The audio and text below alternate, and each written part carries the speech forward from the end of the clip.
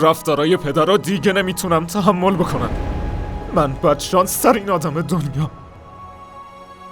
گاهی وقتا دلم میخواد خودمو بکشم. خدا نکنه دیگه جرأت نکنی همچین حرفی رو جلوی من بزنی یا زندگی تو بیارزش نیست که به خاطر توجه کسی زندگی تو از دست بدی.